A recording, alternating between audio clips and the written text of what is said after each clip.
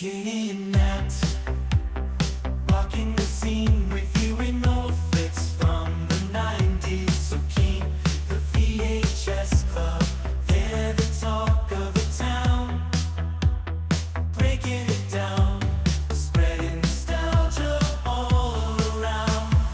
Moving and grooving to the synth-pop sound. Their insight is so fresh, painting pictures profound. From Pulp Fiction to Clueless, they know it all. The genuine love for movies stands tall.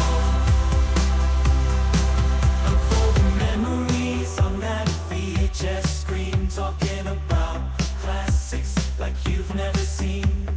Katie with her charm, Matt with that wit. Together they make the VHS Club legit.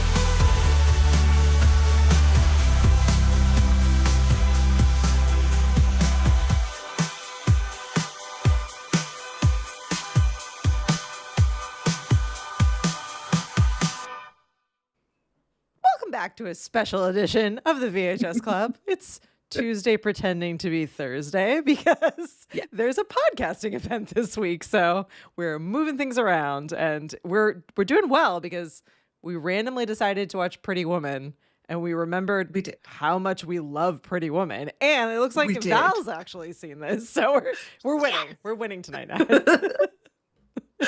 I was just thinking as we were jamming to our theme song, the VHS box cover or the poster cover for this movie. This one here? Yes, if for viewers, no, I can't point the right way. I know it's always the wrong way. You have to point the wrong way. Mirror Natalie has to point the wrong way. So she's wearing her iconic outfit with her iconic boots when at the beginning of the movie when she's in her prostitute, costume. Yep. Except it's not the colors in the movie. It's a white top and a blue skirt. Yeah. And it's also not her cover in this box.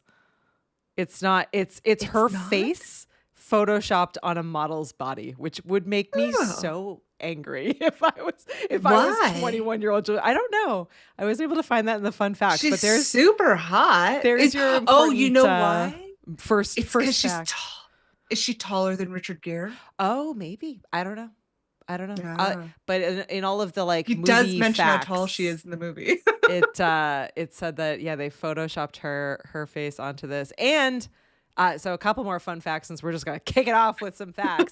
Julia Roberts, who is phenomenal in this movie, was 21 when she took this role. She was no one's first choice. She was no one's even fourth or fifth choice. She was pretty unknown at the time.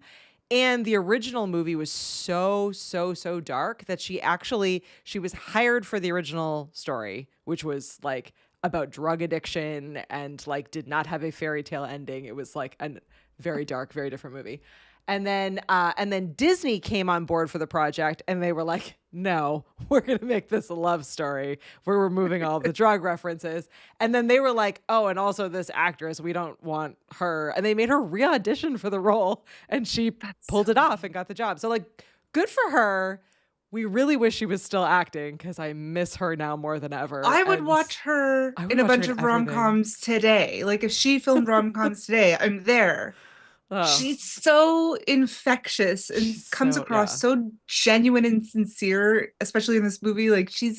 My God, the scene where he gives her a diamond necklace and jokingly snaps the box shut on her fingers. Her laugh, I'm it's iconic.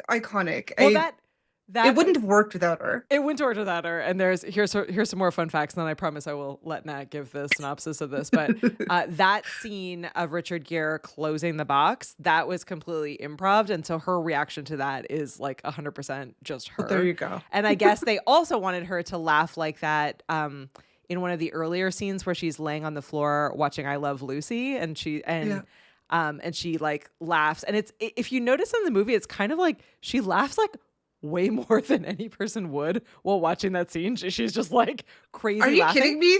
That's one of the best I Love Lucy episodes ever. Yeah, I would have laughed that much. She's crazy laughing though. Like you're kind of like, oh, all right.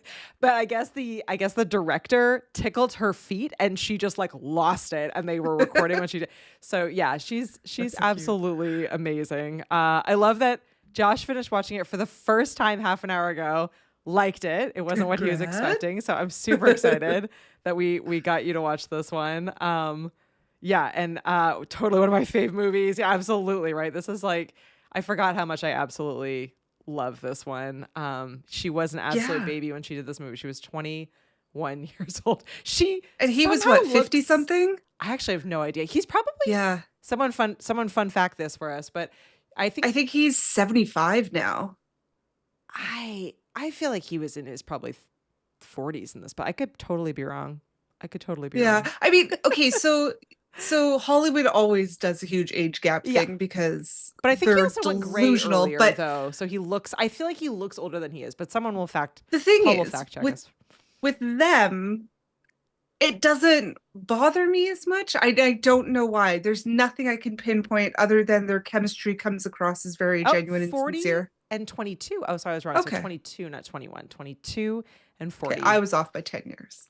Yeah. I said 50, but still. Yeah. But still, it's a big age gap, but it comes across okay in this one for no reason other than they just really did it really well. It's really well done. Okay, so we're getting ahead of ourselves. We are. If no one has seen Pretty Woman, so talk to Josh 2 hours ago. 2 hours ago, Josh, what is this movie about, Nat? So a man in big business, because it's the 80s. God forbid there's actually job titles. So a man in finance. No, he's not in finance. Yeah. Well, sort of, but he's in company shuffling. He's in business acquisition. He's acquiring and selling. So a businessman from New York is in LA on business trip. He can't drive, but takes his friend's car to go blow off some steam because his girlfriend that he never sees broke up with him over the phone. Mm-hmm. And he asks a prostitute for directions. They fall in love happily ever after. Okay, so here are a few of my initial feelings. So I started watching this last night and I finished watching it this evening. So, and I have seen this movie a lot of times, but it's been a very long time since I had seen it. So I fell back in love with this movie as I was rewatching it.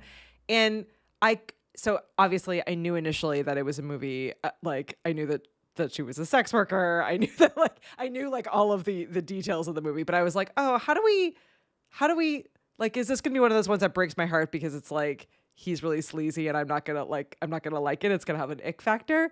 And but it does a really nice job of it. But I have to admit that there was a moment before they first have sex where so he picks her up. He picks her up actually initially only to get directions.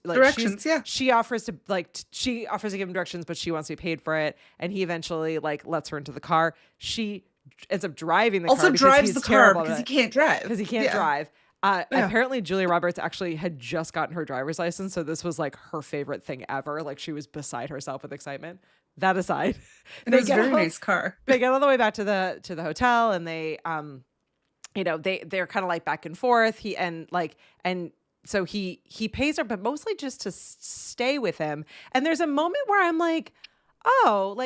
maybe he's just in my mind, I was lonely. I kind of just wanted them to not have sex that first night. I kind of wanted him to create this safe space, but then obviously it was fun that they had sex. So I was back and forth. I was kind of like, maybe he's a better person if they don't, but then I know that they're going to, and I had a lot of well, I had a lot of moments. I found they moments. made a really, I mean, what works with them and what makes the relationship special is when he first picks her up, it's literally just to get directions. It's literally but she kind of is like, she's like, you're gonna give me $5 and I'll take you there. And then he is a terrible driver, so she's like, you give me, another $15 and I will drive your car for you. Yeah. And then she's gonna take the bus home. But while they're in the car, they're just talking. Almost like a first date, almost. Like they're just chatting, and he's not in it to hire a sex worker. So that expectation is kind of broken. And then when he does ask her to spend the night with him, and she does give him an exorbitant number, basically, like by today's standards, it was like over $200 an hour. She was saying that she was worth. And he was like, sure, I'll pay it, and she's like, oh my God, this guy's going to pay me what I asked for. And what I asked for was crazy, like to her, which in 1990, it was $100 an hour. And they kept surprising each other. Like he was not what she was expecting, and she was not what he was expecting. She was genuine and sincere and in it for work. It was her job. She's like, I have these rules, I have these standards, this is what I follow, and this is my work. And she's like, I'm not, I'm sticking to that. And she's expecting him to be like, oh, are you cheating on your wife, your mistress, both? And he's like, just completely single, which is surprising to her. So they had this really interesting bit where they kept surprising each other. Yeah, and they do right up until the very end, even like in that kind of last, like, prince moment, like, he's there to rescue her, and she's there to rescue him, right? Like, so they kind of have that like surprising / needing each other throughout the entire movie, and that's what makes it special. I do love this this comment from Josh, which is so true. Jason Alexander, who I will always refer to as George. George Costanza, George was just George. Provides the X factor in this. He is so good at being so creepy. Like he is like creepy and smarmy, like almost from the very beginning. Like he kind of creates this, like when you're first watching it, you're sort of like, oh, these guys are both like men in finance. and then you're like, oh no, but like Edward is a little bit different. And George is what you would expect. He's a lawyer in LA. It's exactly what you think you're getting. No offense to lawyers in LA. Yeah, no offense to lawyers. Not in real life. We're talking about stereotypes. And Paul adjusted this for us. So adjusted for inflation, the offer of $3,000 would have been the equivalent of $7,241.61 today. So Vivian would earn just over $1,200 per day for 6 days of work. Yeah. It's and that ends up being the offer. So that the original title of this movie was $3,000, and the premise was that similarly she was a sex worker, but she was a drug addict, and I think it was something to the extent of like he was going to give her this money to stay with him, and like she'd get it if she could clean up, and she does not. In the end, like her friend Kit, who is the other sex worker that she's working with, overdoses, and it's this big drug problem. Yeah, but they like don't like get together they don't or whatever make else. It. And I like, so you can imagine what's interesting about this movie, and good for Julia Roberts for just like being in this space and in this role, even though she had auditioned twice for it. I'm sure it was like demeaning to some level. Like it worked out really well because no one wanted to touch this. Like the initial concept of it was real dark. And then even when Disney took it on and made it into what now is like an iconic movie of the 90s, like this is one of the top movies of that decade for sure, if not past that. But like no respectable female actress wanted to be a sex worker in a movie. Like they're like, I'm good, thanks. Like they were, unless it's you're going for an Oscar. They're like, I guess unless it was going to be like really gritty, but it was like, oh, I have to play this character who's a sex worker, but it's like also a romantic comedy. Like no, good. And even Richard Gere didn't really want to be in it, has had like a lot of moments over the years where he's like couldn't figure out why everyone loves this movie the way that they do. Like now, if like more recent interviews, I think he finally gets it and is like, and will speak fondly of it. But for a very long time, like he was like, I don't like, yeah, of course he didn't get it. But so the reason I came to this realization today, I was like, oh, it wasn't Disney movies, well, Disney princess movies that gave me unrealistic expectations. This is a Disney princess movie, Nat. This is Disney, okay. So Vivian is a Disney princess. I'm down with that. But so okay, but you know what I mean. The stereotypes, the cartoons. It's not a Disney princess movie. It wasn't Jane Austen that gave me unrealistic expectations of relationships. It was this movie because. So, for instance, the scene where they get in a fight. They go to the races on a business luncheon or whatever. Polo, I think it is, like horse polo. Yeah. Yes, it is polo. And they do the divots, which I've always wanted to do. Yeah. I'm like, come on, I want to do this. I'm not rich enough. Yeah, I'm like rich people things. I am very much closer to Vivian's than Edward's social circumstance. Yeah. Like, no, not as bad, but you know, I'm never going to be doing that. So he tells his lawyer / best friend Philip, which is George Costanza, played by Jason Alexander, but we just keep calling him George. He tells him like, look, it's not corporate espionage, because he thinks, oh, like she's talking to the competition on the other side of our deal and things are going wrong. And maybe where did it's she because come of her. from? He starts spiraling. And so finally Edward has to be like, look, she's a prostitute. I hired her. She's like, she has no ulterior motive. She's here just for me because I'm paying her. Mm-hmm. And so she finds out because George is a creep and hits on her. And, you know, she, much to her credit, she keeps professional. She's like, if you want to hire me afterwards, I guess we could talk about it. And she just leaves it at that. When they get back home to the hotel that they're staying at, her and Edward, she's livid. Yeah. And she's like, you know what? Just pay me and I'm leaving, and that's it. And then she doesn't even take the money because she's like, you know what? It's not even worth the money. You've insulted me so much. I'm just freaking leaving. No one has ever made her feel that like low and that cheap. Kind of cheap. Yeah, insulted. And then, so this is where the unrealistic expectations come in. Yeah. He goes after her. Yeah. Immediately. Yeah. Apologizes. Yep. Knows what he's apologizing for because he heard her. He understands her. And this is the unrealistic part. He understands his own feelings and is like, look, the reason I lashed out at you like this is not because of your job and not because of how you presented yourself. It's because I was jealous when you were talking to the other guy. Yeah. He's like, my immaturity and my jealousy is what caused this, and I'm sorry. Yep. Well.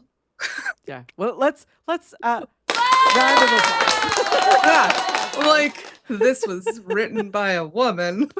At least that scene, there's no way a woman was not involved in writing that scene. We need to have a moment to pour one out / celebrate the hotel manager in this movie. Oh my God, he's my favorite. Who is my favorite. And like, not until the last like 11 minutes of the movie did I realize that he is the like love interest of the queen in the Princess Diaries movies. Yes. Where there's another actor a very similar who's role. Also in that movie. So yeah, I adored him. From the very beginning, he like immediately knows that she's like that she is a sex worker, that she's clearly like not quote unquote supposed to be in this hotel. And yet instead of like insulting her, he like takes her under his wing. He gives her advice. And then at the very end of this movie, like he's really the reason why they end up together. He sets it up. He sets it all up where he's just like, you know, like in his wise hotel manager vibes, he's just like, you know, the driver just dropped her off yesterday at her house. He happens to be the driver available to drive you. If you're looking for where she lives, this guy can take you there. Like he was just so like wonderful all the way Is- through. And I yeah, I don't know. There was just something really like nice about it. It totally made me think of like, I don't know. And I guess I was set up in childhood to just like have this like wonderful vision of like expensive hotels like this, where you're just like, there's like a hotel manager and a concierge, and they like Yeah. know things, and they're like these like smart, classy, elegant men, and they're fantastic. Like, and I have yet short of staying at Chateau Frontenac in Quebec City. That's like the only hotel that actually lives up to that expectation that I've been able to afford to go to. But yeah, there was a moment where I think other than Vivian, he is my favorite character in this movie. There was a wonderful concierge at the Westin Hotel in Ottawa. Very beautiful, spectacular views, beautiful views in that hotel. And I was there for a friend's wedding, and she was phenomenal. Like, she got shit done. I've never heard of such things. Loved her. I can't remember her name right now. It was 2 years ago. She was phenomenal. She was absolutely like, she did magic.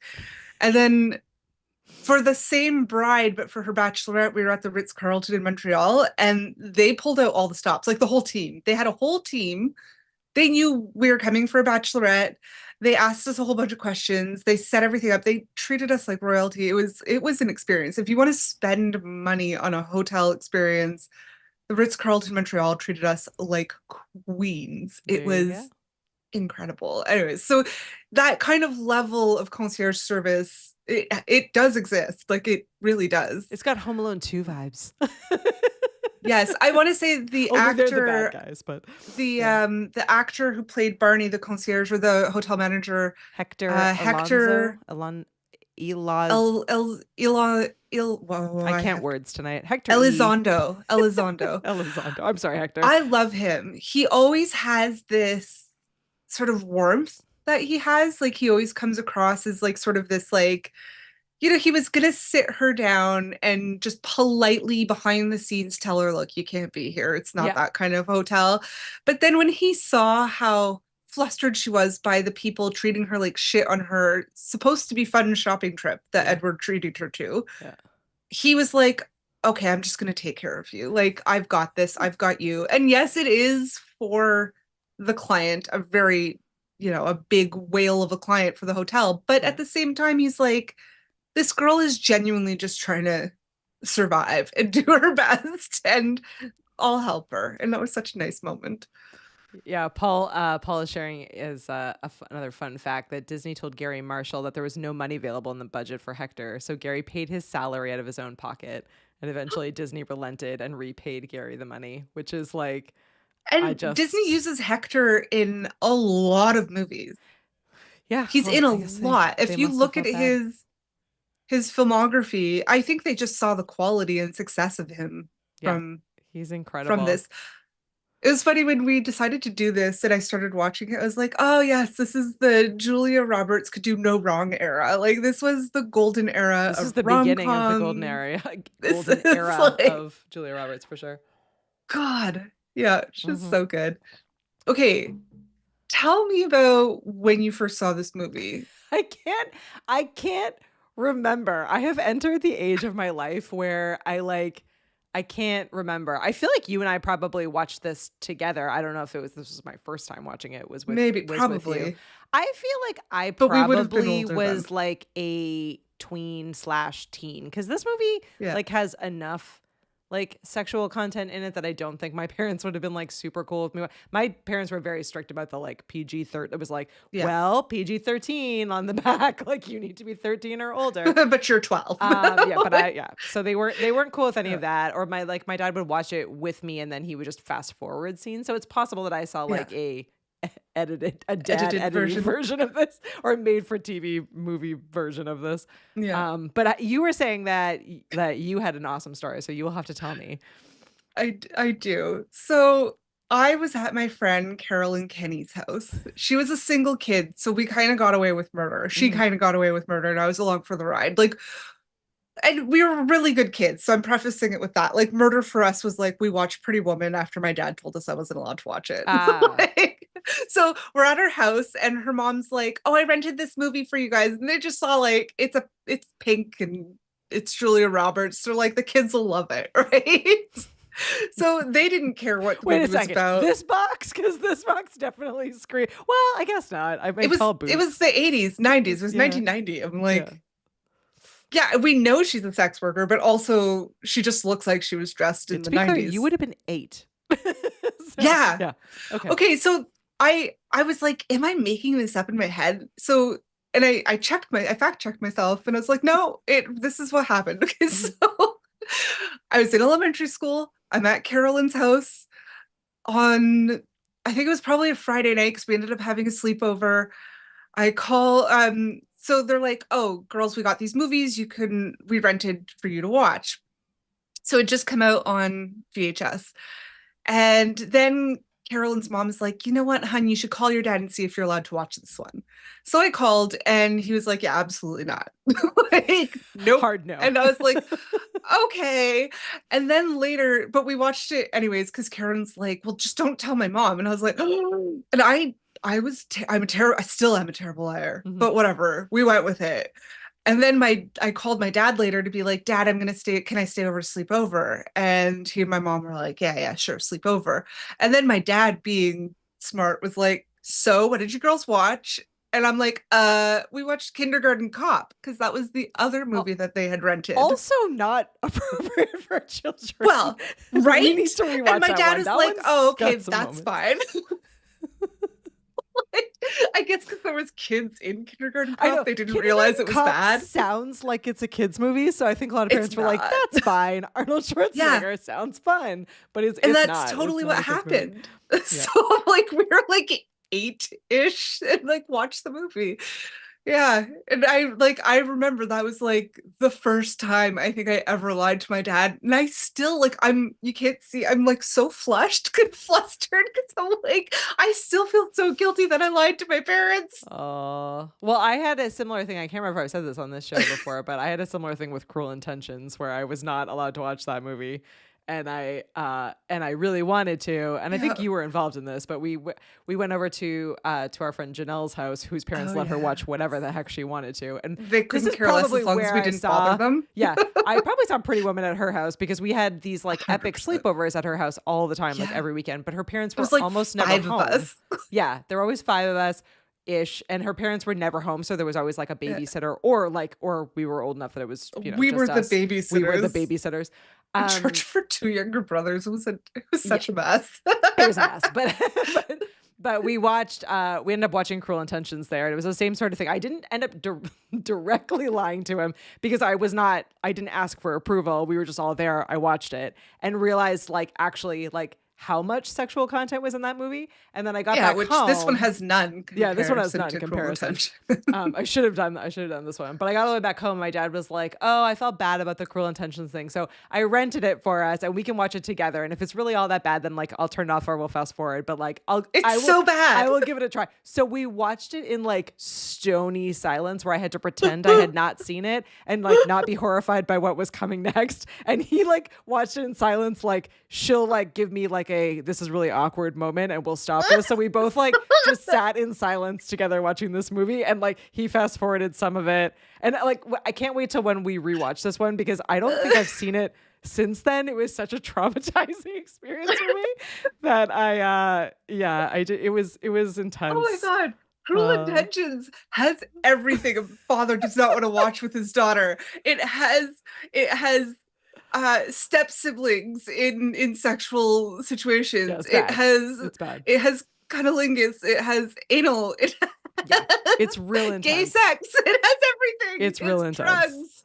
Yeah, I love that all of our tater tots who are hanging out with us are sharing their stories, their stories about their things that they snuck out to see. So Kathy snuck out to see Saturday Night Fever, which is awesome. Nice. I'm so way to go. Good move. Also, sex, drugs, and not rock and roll. Sex, drugs, and disco. Dancing. Sex, disco. Paul's cousin and his girlfriend took Paul to see Midnight Cowboy when he was 14. Epic. That's young. Epic. And Josh and I grew up in the same way. So we both had parents that I will say, shout out to my dad who is like has put up with so much crap over the years. But my poor dad always like wanted to hang out with us. And so he was always up for like he watched Roswell and Dawson's Creek with us and like all these things and like genuinely like made time to like spend time with us and watch all of these crazy things that I'm sure my initially dad he was like, what? Yeah. My dad was way more into Buffy than we were at the time. Right? Shout out for the dads, because I'm sure that. Hey, like, Buffy's a good show, though. Yeah. Like, let's be honest. My dad loved the musical episode of Buffy the Vampire Slayer, like to no end, which is hilarious. But yeah, so back to Pretty Woman. Yeah, I'm still like slightly traumatized about watching it because I had like just flat out lied to my still felt guilty watching it tonight. Yeah. Still feel guilty about it, but yeah, I'm just not wired to like get a lie out. Like, of course they knew I was lying. My dad was not like, my parents were generally like the smartest people in a room. Like they knew I was lying. Oh yeah, of course they did. God, it's more important to riddle your children with guilt rather than directly call them out. So God, that Catholic guilt. Yeah, it's definitely worth it. And my mom, I do remember seeing this later with my mom because she's like, well, you already saw it, so I rented it. You can watch it with me. Your dad's not interested. Yeah. And she's like, Andy, there's no sex in it. Like there's no nudity, there's no sex. Like there is no nudity in it, but there definitely is sex in it. There's mention of sex, and there's the leading into sexual acts happening, the cut to black, and then the in bed afterwards shots, which I have to say. This is no like HBO. No, it's no HBO. It's nothing compared to these days for sure. But I will say like amazing job again to Julia Roberts, because she was like real insistent about this. It was like, I'll be in this and I want to be in this, but I'm not doing any nudity. So like not going to happen. Yet there is this like amazing scene in it where I think one of my favorites actually, where she's in the bath and she's just like being Vivian, where she's like effervescent and ridiculous and silly, and she's kind of like laughing, and it's this like really adorable moment. And I love that they had a sex worker in a bubble bath in the penthouse of an expensive hotel in a movie that largely has sex as like its central theme, and yet it's not even kind of sexual. Like the entire scene is just like she's like poorly singing along to Prince. Yeah, it's so like pure and nice, and like it's such a great, I don't know, it's just a great like balance scene where they're just like getting to know each other, and it's the beginning of what eventually is clearly going to become a relationship. And I thought it was great. And then I loved hearing the ridiculous fact. So in this movie, when we first meet Vivian, she's wearing this like short bob blonde wig, and it's clearly a wig. And then, after their first night together, she loses it, and she's got this like 90s Julia Roberts, like almost exactly like Nat's hair right bouncy now. Curls. Yeah. Well, red bouncy much curls. More volume. You look fantastic. You look Julia Roberts fantastic. Thank you. Are you 22? It feels like you must be. Right. Anyway, she's got that like amazing hair, but I guess her actual hair color is much darker. It's not as red, which blew my mind because I always thought she had red hair, but she doesn't. It was her signature color. Yeah, they dyed her hair red, and I guess in the bubble bath scene, to make the bubbles look as like realistic and awesome as they did, they had like some chemical like bubbles do not have that lasting power in real life. So they put a chemical in it, which is already kind of like, okay, well, what about Julia Roberts' like skin and body? But they did, and I guess it stripped the color out of her hair and like made the whole bath water like bright red. So they had to like redo that scene a whole bunch of times, and then they had to like get the hairdressing team like in to re-dye her hair after the scene. Gosh. Which I thought was absolutely incredible. Like Paul is quoting it. So in the bathtub scene where Vivian sings, a lot of detergent was used to make a lot of thick bubbles. It was so strong that it rinsed the red dye out of Julia Roberts' hair, and she had to have her hair re-dyed late that night, which I think poor girl. Is great. And then again, we were talking about how like young she is, and how like, she put her foot down. She didn't want to be nude in any of these scenes, which is super admirable. Good But for I guess she her. got so nervous during one of the sex scenes that Nat doesn't remember that the director laid in bed in between them to make her feel comfortable for parts of it, which I just think is Oh, so. The director seems so sweet. yeah. Apparently has since passed away, which is just incredibly heartbreaking. Um, Yeah, Gary and Penny Marshall, they were in Hocus Pocus.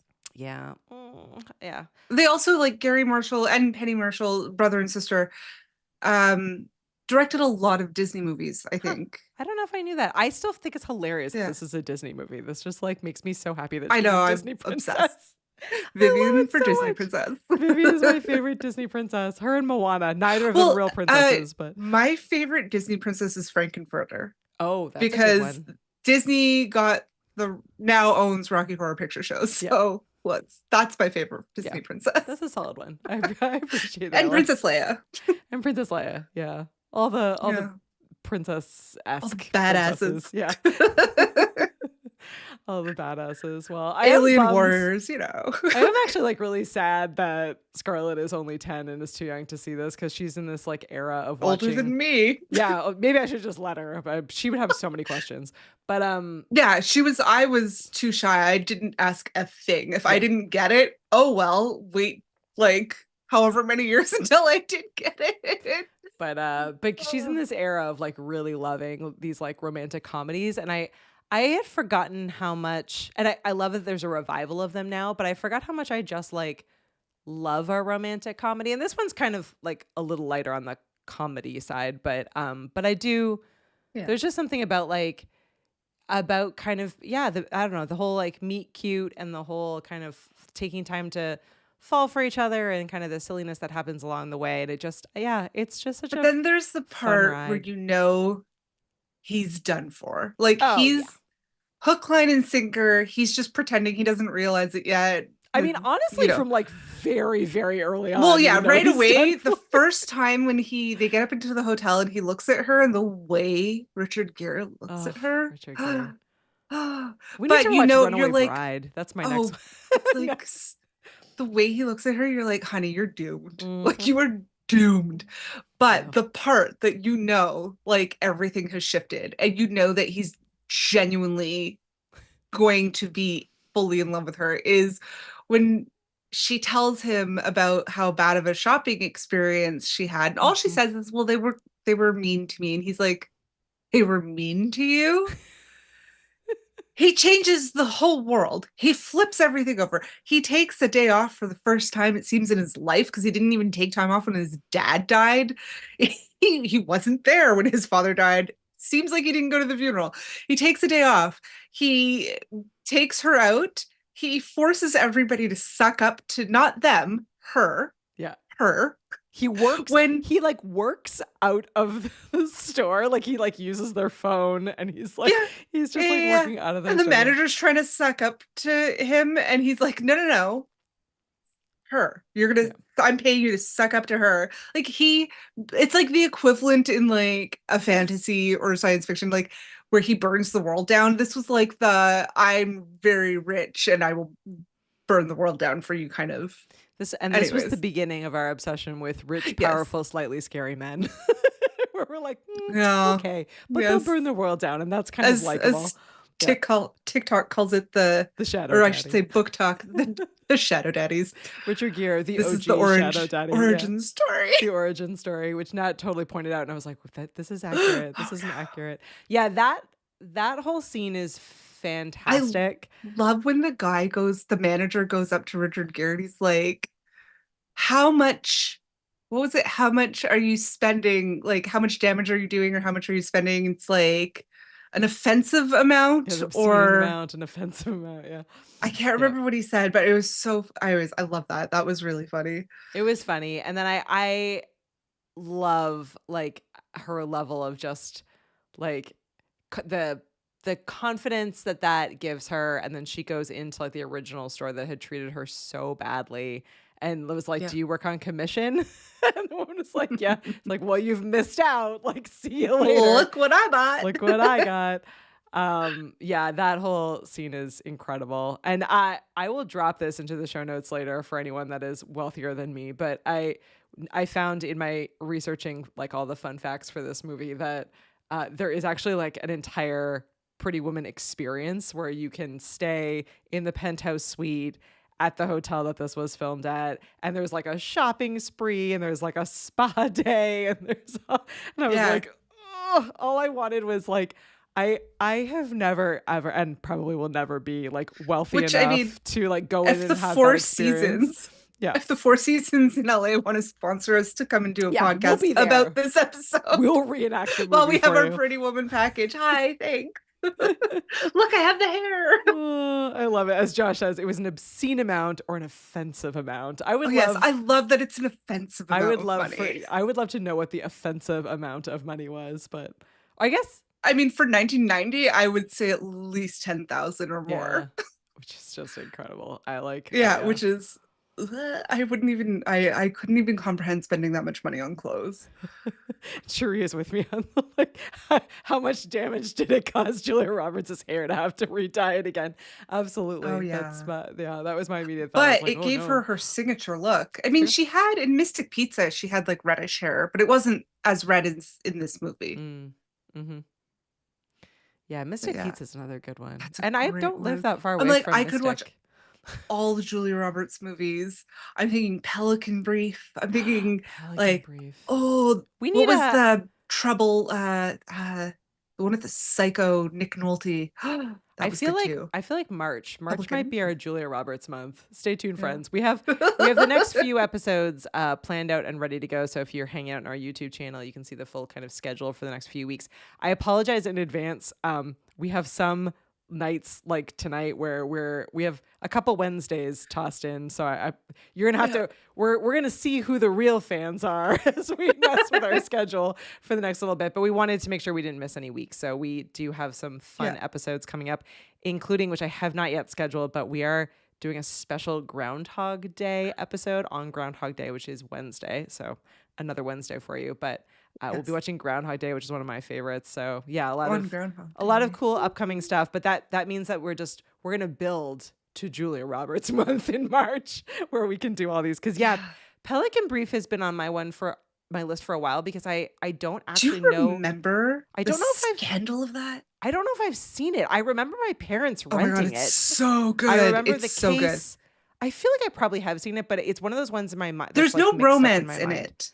So there was this whole scandal when the movie was coming out that there was like, oh my God, Julia Roberts and Denzel Washington, like interracial was dislike. I don't get what I'm like, that would have been so hot, but there's no love story in it. It's just a straight up suspense thriller. Oh, I love a suspense thriller. Yeah, I feel like I probably have, but I can't. But I'm like, it would have been super hot though if Denzel and Julia Roberts were together in it. Which, if they would like to do a rom-com together or another suspense action thriller, I'm down.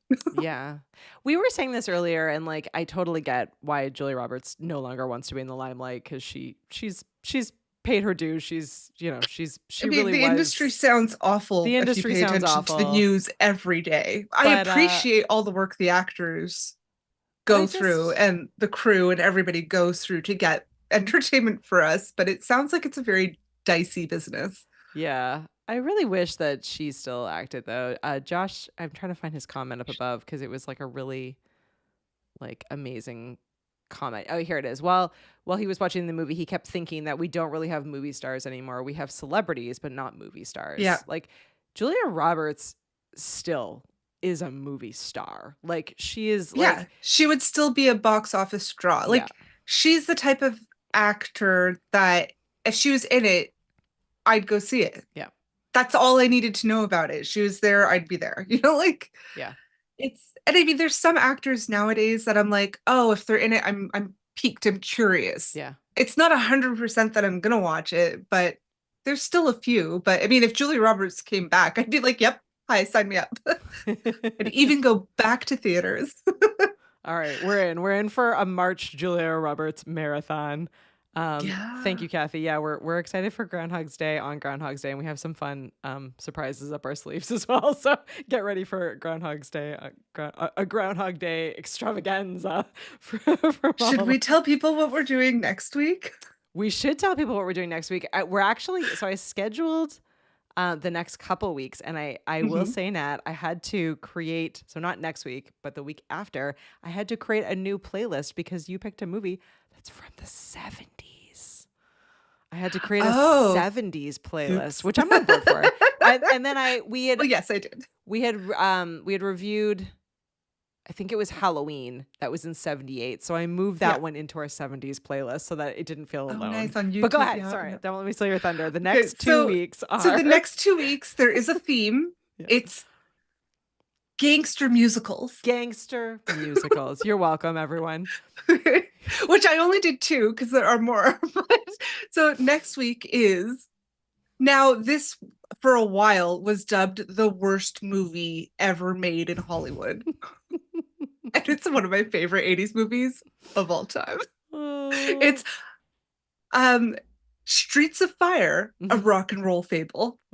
That's the full name of the movie. Fire, next week, yep. It does have a huge cult following. I'm not the only crazy person that loves this movie. It is crazy. There is a young Diane Lane. There is Michael Pere. There is Rick Moranis.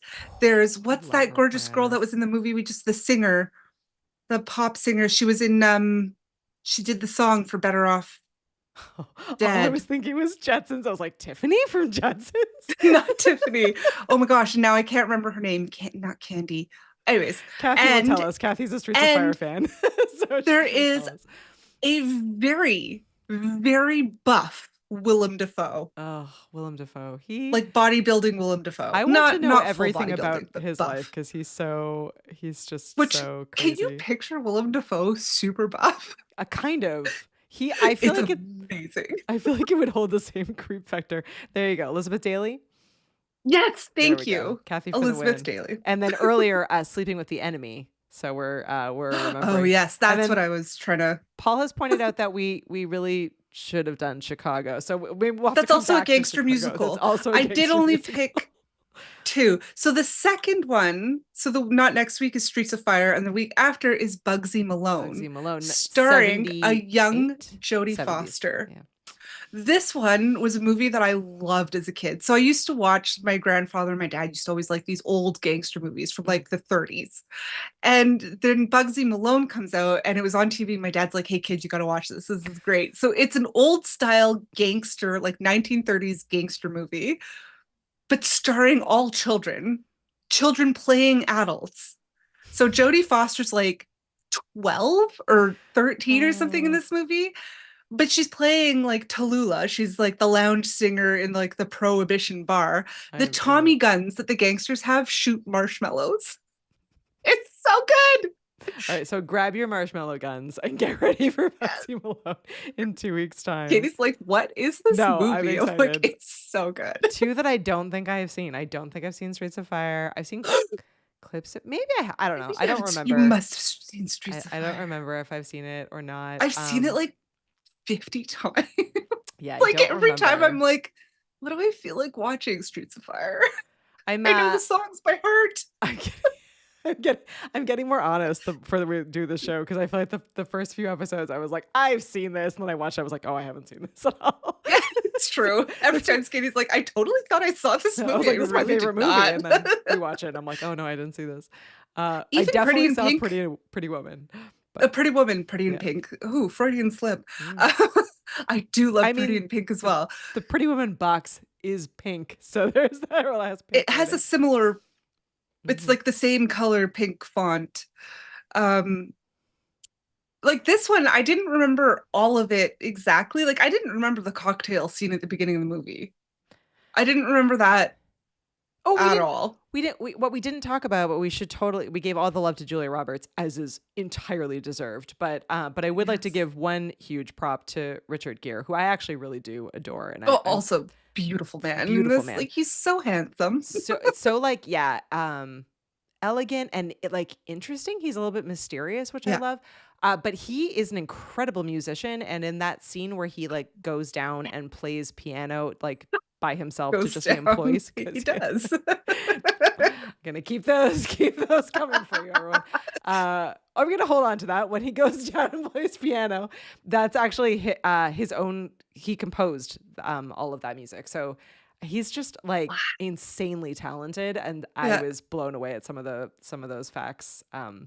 Just about him. So for being someone that like doesn't really remember this movie, and like when he doesn't understand why people like it, and I feel like he in real life is probably just like quietly humble, which I really love. So I don't know. Yeah. He's not in a lot anymore. Someone, I can't He is, forgive I me, believe, was saying 75. he is 75. So Yeah. in his defense, he's probably just all done and living his life. But yeah, he was and he's done remains his thing. fantastic. Josh has not seen either Streets of Fire or Bugsy Malone, so Josh and I can remain wild. remain skeptical as we go on this journey with you, Nat. I think you might be able to find Streets of Fire on YouTube. All right, I'm in.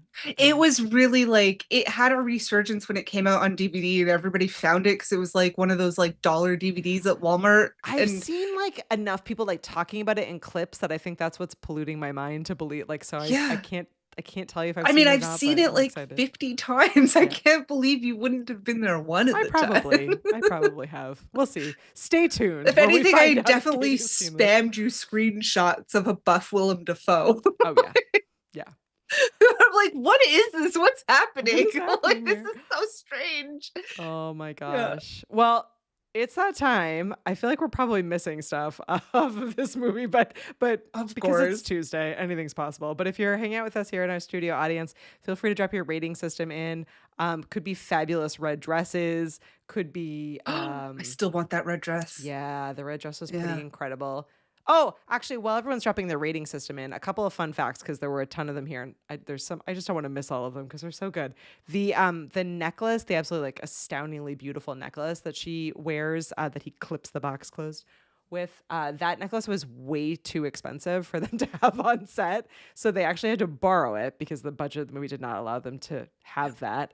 And so every single scene that you see her with that necklace, or anyone with that necklace, there are like security guards off camera just standing there watching it. Like, it was that expensive. It was crazy. Yeah, it's like a real life red carpet thing where celebrities borrow the jewelry just so they can mention the name. Yeah, it's crazy. And then it's not like it's advertisement for the jewelers. It's not people don't own that kind of jewelry. I mean, some people do, just not like even Hollywood celebrities are not rich enough. No. Like, it's I think it was $250,000. It was like some preposterous. That's what they said in the movie, how much it was worth. Oh, maybe that's it. Yeah. So anyway, it was insanely expensive. And so they had a security guard the entire time. And then the other thing I wanted to mention, because I was about to forget, and then we talked about the red dress, but in the opera scene, of which I still have never been to the opera, and it's like very high on my list, but I absolutely love her with the little opera glasses, not being able to figure out the opera glasses, and his like quiet correction of them is just high up there on my favorite scenes. That's one thing I loved about him, is that he always supported her. He was never like, oh, well, this is how you should do it. Yeah, he was. And then when he would notice she was putting effort in, he just quietly appreciated it and didn't call it out to be like, oh, like you figured out how to use a table setting. Barney helped her, the manager at the hotel. But he was so proud of her for like just figuring everything out herself. And like, he just had that confidence in her. And then also I love how she didn't take crap from anybody. Nope.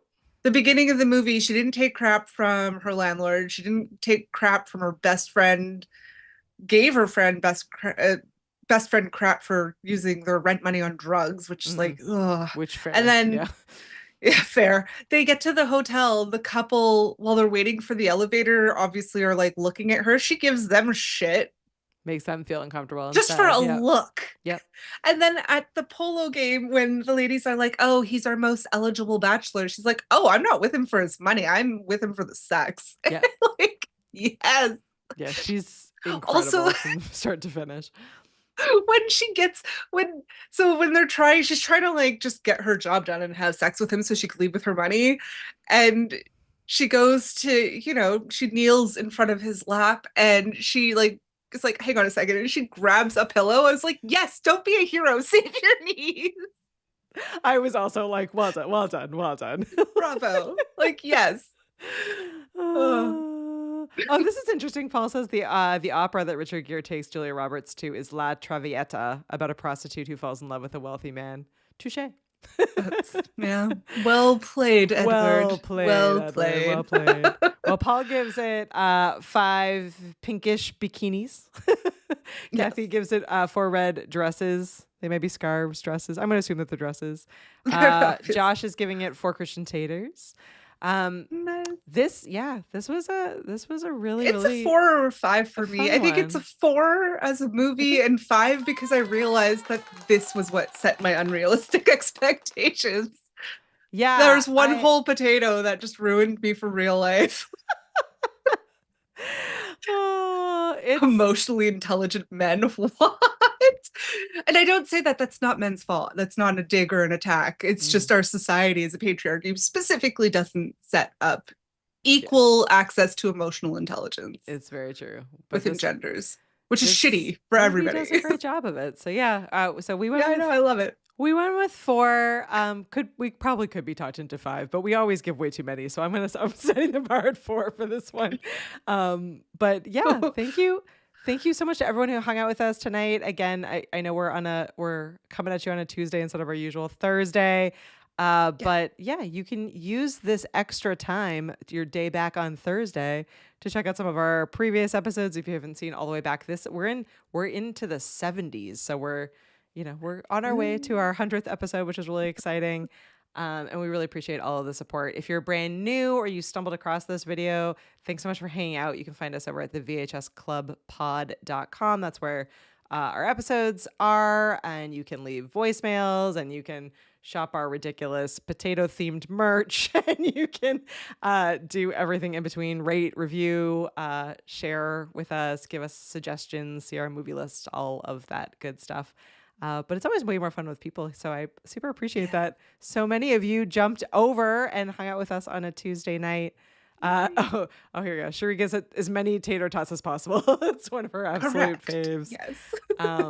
Yeah, it's amazing. I love I always love hearing like what people's favorite movies are. And I still can't answer that question myself, but I think there's something in it. Like the movies that it just like sit with you and stay with you. And this is definitely one that stays with me. Like the second I turned it on, I couldn't even remember every detail, but it just made me happy. It was like, oh, this is a happy place. This is a happy place. Yeah, it really just brought up a whole bunch of happy feelings. Yeah. And, it's been a tough go of it lately for the whole world in general. So, we need some happy feels. Exactly. Yeah. And just I wanted to give a shout out to all of our friends or listeners in California. We are there with you. We hope everything gets better soon. Yeah. Let's all just keep supporting as best as we can. I said this on one of my other shows earlier today, but please be careful how you are donating your money. Please continue donating your money, but just double check and make sure that you're giving to official sources. There's some real terrible people out there taking advantage, and we definitely want all good thoughts and resources and donations to get back to actually helping people rebuild. And there's a lot of misinformation out there, so watch your backs. Yeah, just do that fact checking. Do that Paul level fact checking. From 2 Canadians, you guys can check out on YouTube. They have it, the Canadian House Hippo. It's a little like sort of the more you know advert that we had in the 90s in Canada. Yeah. And it's about misinformation. So you guys check out the House Hippo and make sure you learn your lessons. Don't end up with a House Hippo. Support Red Cross or an official, actual, legitimate organization that are going to make sure support, that we get those resources out there. But yes, absolutely. Just so happy stay that safe, we can friends. send some people down to help out. Yeah. And stay safe, Val. I know that you're in the middle of all of that as well. So we are rooting for you, and we hope that everyone stays safe there. And we can't wait to have you on the show. So when things settle out, we will see you. Yeah, Josh remembers the House Hippo. And thank you, Paul. Yes, Val says donate safely. There are a lot of scammers out there. There absolutely are. Paul says WCK.org is a great way to support first responders, which is hugely important right now, especially since many of those departments took a big financial cut right before all of this happened. So they really, really need everyone's help and support. So good organization. Yeah. Thanks, Paul. But yeah, definitely do your research. But from all of us here, thank you so much for hanging out with us. And we will see you next Thursday, a week and a couple of days from now. And for Streets of Fire, a rock and roll fable, one of the worst movies ever made in American Hollywood history. You have a week and a half to find it and watch it, and we will see. It's so good. Bye, I mean, expect it to be bad. We'll see you next time. King and Nat.